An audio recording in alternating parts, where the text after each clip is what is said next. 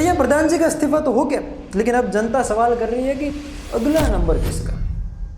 क्या अब एक एक करके सारे मंत्रियों की क्लास लगने वाली? क्योंकि आजकल पॉलिटिक्स के गलियारों में ये हलचल तेज हो गई कि अगर मंत्री जी ठीक से काम नहीं करते हैं और कुछ गड़बड़ी होती है तो आपसे अकाउंटेबिलिटी मांगी जाएगी, और अगर कुछ समाधान निकाल पाए तो ठीक, नहीं तो बार बार ऐसी गलतियां करने पे आपका पत्ता भी कट सकता है। और आगे चल के इस पर भी डिस्कस करेंगे हाल फिलहाल में और कौन से ऐसे मंत्री हैं जिन पे गाज गिर सकती है। चलिए, भारतीय जनता पार्टी 12 साल मोदी सरकार, जिसके अंदर कभी किसी मंत्री का कोई रेजिग्नेशन नहीं हुआ।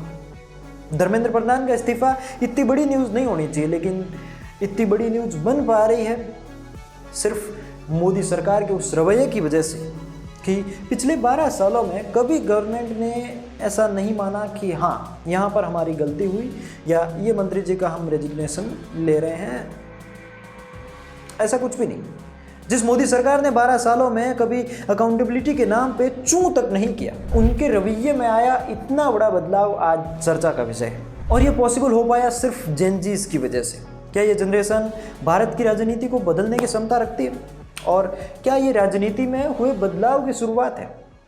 क्योंकि अब तक ऐसा कभी नहीं हुआ था। देखिए, इस्तीफे तो बहुत हुए।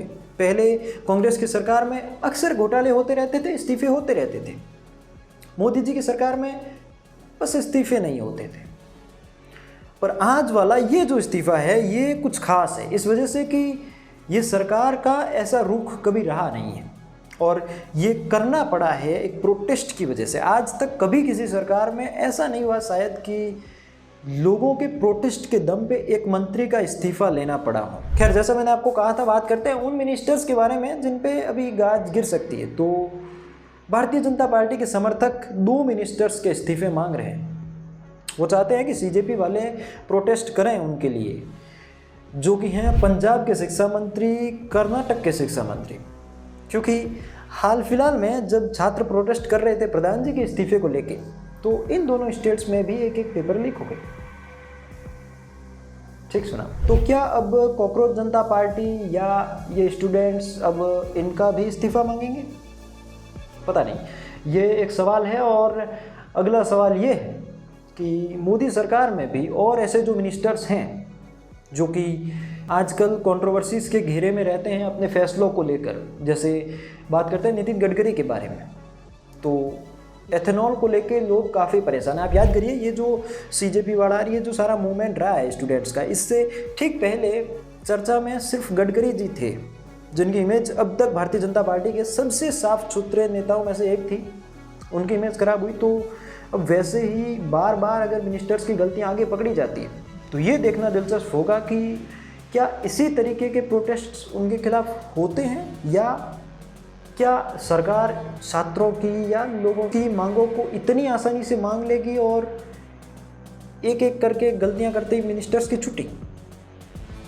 देखिए, ये मैं ऐसा नहीं कह रहा कि आप रोज़ मंत्री बदलिए, बट ये बड़ी अच्छी चीज़ होगी अगर ऐसा कुछ होता है, क्योंकि इससे होता यह है कि अब ये भाई साहब का इस्तीफा आया है, अब अगले जो नीट का पेपर होगा उसके लीक होने के चांसेस एकदम से डाउन हो चुके हैं पूरी तरह से।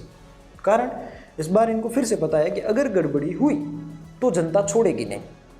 ठीक, और ऐसा ही क्या हर एक मिनिस्ट्री में, हर एक गवर्नमेंट में आगे फ्यूचर में हमें देखने को मिलेगा, क्योंकि यही वो जनरेशन है जो आगे चल के इस देश को लीड करेगी। इस पूरे मुद्दे पे आपका क्या ख्याल है बताइएगा कमेंट सेक्शन में, और बताइएगा कि कौन से वो मिनिस्टर हैं जिनको लेके आप चाहते हैं कि जी काम में झोलझाल है,